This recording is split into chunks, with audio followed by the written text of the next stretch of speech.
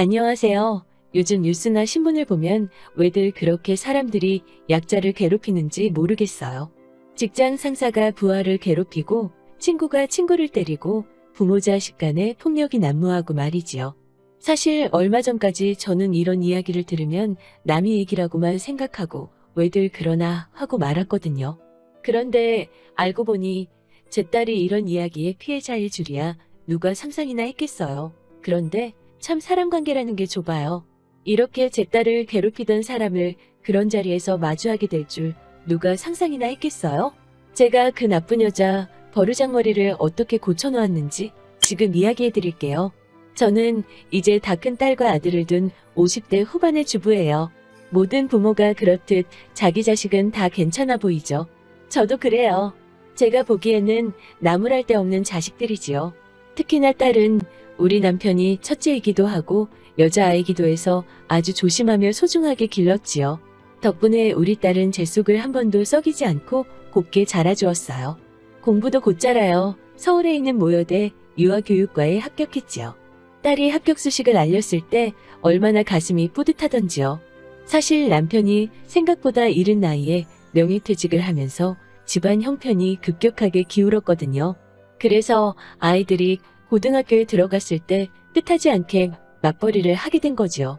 저는 대형마트에서 판매원으로 일하며 아이들 뒷바라지에 힘썼고 남편도 아는 사람 가게에서 회계 일을 담당하며 그렇게 가정을 꾸려나가고 있었어요.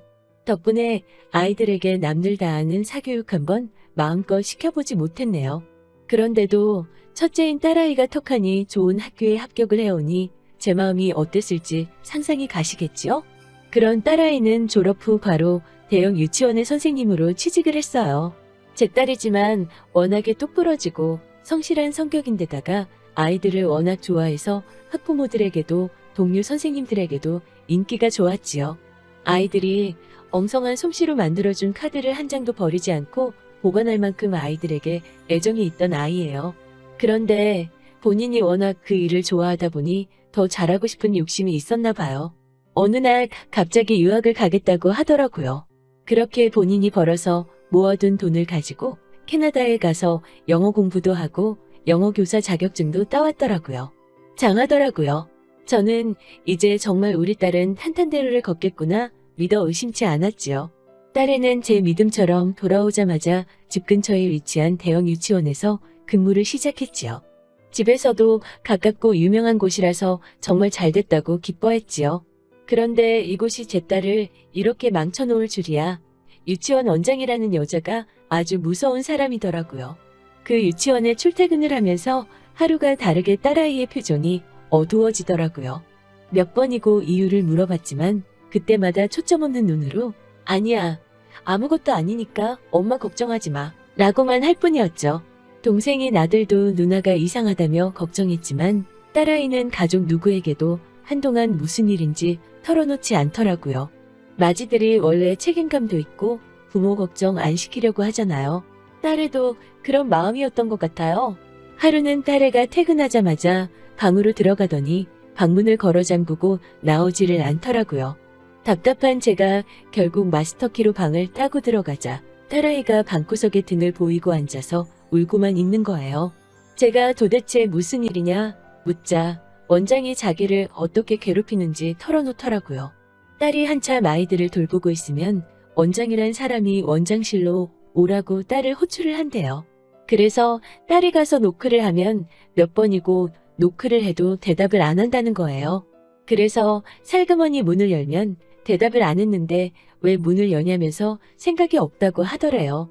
그래서 다음에는 노크를 했는데 역시나 또 대답이 없어서 가만히 기다렸더니 불렀으면 들어와야지 왜 멍청이 마냥 그러고 서 있냐고 면박을 주더라는 거예요.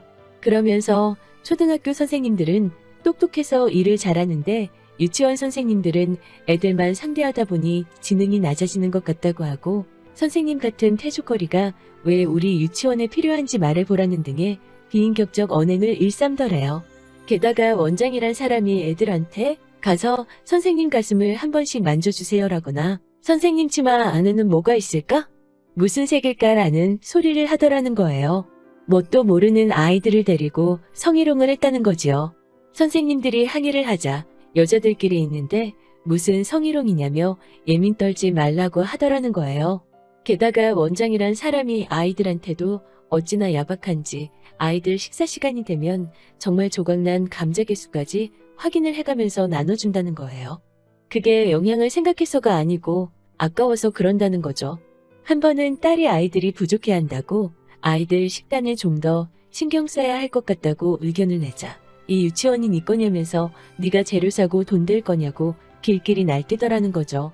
딸이 무엇보다도 가장 큰 문제라고 보는 건 선생님들이 버젓이 옆방에서 아이들을 지도하고 있는데 외부인을 견학이라는 말도 안 되는 이유로 사람들을 시도 때도 없이 데리고 온다는 거예요. 아이들의 안전 문제도 있고 한데 이렇게 외부인들이 매일같이 드나드니 딸이 걱정이 많더라고요. 게다가 그 사람들 중 하나는 아무래도 원장의 애인 같다고 하더라고요. 남편이 아닌 걸 전 직원이 뻔히 아는데 여보자기라고 부르는 소리가 다른 교실까지 들리는 일도 예산일이고 한 번은 애들 놀이방에서 그 남자가 원장 스커트를 내리는 모습을 본 선생님도 있었다더라고요. 하지만 딸을 포함한 다른 선생님들이 이런 문제를 지켜볼 수밖에 없는 건 유치원이라는 업계가 생각보다 좁아서 잘린 다음에 다른 곳으로 이직하는 게 쉬운 일이 아니라고 하더라고요. 그래서 마음 같아서는 당장이라도 교육청에 이야기하고 싶지만 그럴 수가 없다고 하더라고요. 실제로 딸아이가 그 유치원에서 일을 시작하기 전 한 용감한 선생님이 이 사태를 고발했지만 아무 결실도 없이 뜨뜻미지근하게 흐지부지 끝나고 그 선생님은 결국 다른 유치원으로도 다시 취직하지 못했다는 소문이 있다더군요. 이야기를 듣는데 어찌나 화가 나고 복장이 터지던지요. 당장이라도 쫓아가서 원장이란 여자의 뻔뻔한 낯짝을 한 대 날려주고 싶었지요. 그렇지만 제가 빼기 있는 것도 아니고 집안 형편이 넉넉해서 딸한테 당장 관두라고 말해줄 수도 없었지요. 게다가 아들이 결혼을 앞두고 있었기 때문에 더욱이 딸에게 경제적 지원을 해줄 수가 없었거든요.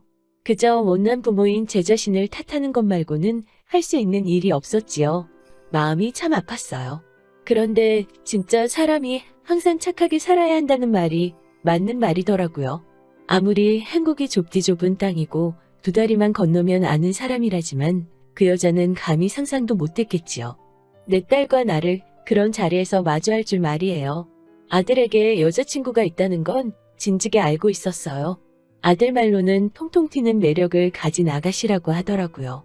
부모님은 어떤 분들이냐 묻자 어머니는 교육자이신데 성격이 조용하시고 느긋하시며 아버지는 지역 내 유지인데 평판이 아주 좋은 분이라고 하더라고요. 조건만 들었을 때는 솔직히 우리가 오히려 기우는 쪽이라 내심 걱정이 되었지요.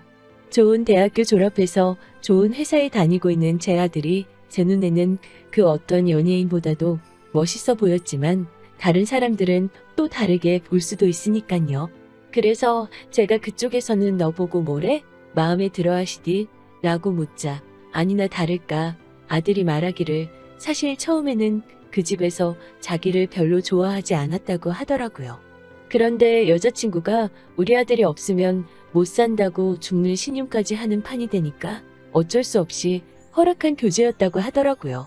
아들이 그런 대접을 받았다고 하니 기분이 영 좋지만은 않았어요. 그런데 일주일 전쯤 아들이 심각한 표정으로 저와 남편에게 할 말이 있다며 부디 화내지 말고 들어달라고 하더라고요. 자라면서 한 번도 그런 식으로 이야기를 한 적이 없던 아들이라서 도대체 무슨 일로 일어나 걱정이 앞섰지만 한번 말해보라고 하였지요. 그러자 하는 말이 여자친구가 임신을 했다고 하더라고요. 아니 세상에 아무리 요즘 혼전 임신이 혼술하지만 그건 남들 얘기니까 웃어 넘겼죠. 믿는 도끼에 발등 찍히는 기분이 이런 기분일까 싶더라고요. 바른 생활만 하는 듬직한 아들이라고 믿었는데 임신이라니 이걸 어째야 하나 싶더라고요. 고지식한 남편은 사실 며칠 동안 아들을 쳐다도 안 보더라고요. 하지만 자식 이기는 부모 없다고 어떻게 할 수 있나요? 결국 서둘러서 결혼을 시키기로 하였지요. 상황이 이렇다 보니 갑자기 집에 목돈이 필요하게 된 거예요. 그러다 보니 딸애가 그렇게 고생을 하는데도 제가 차마 관두라 소리를 못 해줬지요. 그건 지금도 딸에게 정말 미안한 마음뿐이에요. 상견례 당일날 장소는 청담동에 있는 한정식 집이었지요. 남편과 저 모두 깔끔하게 차려입고 딸아이도 곱게 단장시켜서 데리고 나갔지요. 딸아이는 나까지 가야 되냐고 물었지만 형제가 많은 것도 아닌데 온 가족이 다 같이 보는 편이 좋을 것 같더라고요. 도착하니 아들의 여자친구랑 부모는 벌써 와 있더라고요. 그런데 저와 남편이 들어가고 뒤따라 들어오던 딸이 갑자기 문 앞에서 얼음처럼 굳어버리더라고요. 저는 왜 그래? 얼른 들어오지 않고라고 하자 딸이 오들오들 떨면서 들어오더라고요. 그래서 제가 무슨 일이냐고 하자 딸이 제 귀에다 대고서 뭐라고 말을 하더라고요. 그 말을 듣고는 저는 정말이지 하마터면 앞에 있는 테이블을 뒤집어 엎을 뻔했네요. 엄마, 우리 유치원 원장 선생님이야. 저는 순간 귀를 의심했어요. 아니, 저렇게 곱게 차려입은 여편네가 그 여자였다니. 제가 그 여자를 매섭게 노려보자 그 여자도 제 눈을 슬그머니 피하더라고요. 저는 더 이상 얘기할 게 없네요. 가보겠습니다. 라고 냉정하게 말하고 딸의 손을 잡고 자리에서 일어났지요. 그러자 영문을 알리 없는 남편과 아들이 토끼마냥 놀란 눈을 하고는 왜 그러냐며 저를 앉히려고 하더라고요. 저는 그들에게 정신 차려요. 당신 딸, 네 누나를 초죽음으로 몰고 가는 그 원장이란 여자가 저 여자야. 나는 이런 상스러운 집안하고는 사돈 못한다고 말했지요. 딸하고 아들은 오해가 정말 좋은 편이거든요. 아들은 여자친구를 한번 쳐다보고는 연락하겠다는 말을 남기고는 우리와 함께 자리를 일어나더라고요. 뒤이어 여자친구의 울음소리가 들려오니 마음이 안 좋기는 하더라고요. 그래도 어쩌겠어요. 집에 돌아온 우리는 서로 아무 말도 못하고 그렇게 몇 시간을 있었지요. 남편과 저도 깊은 한숨만 내쉴 뿐이고 아들은 왜인지 모르게 지 누나한테 사과를 하고 있고 딸도 이러지도 못하고 저러지도 못하고 있었지요.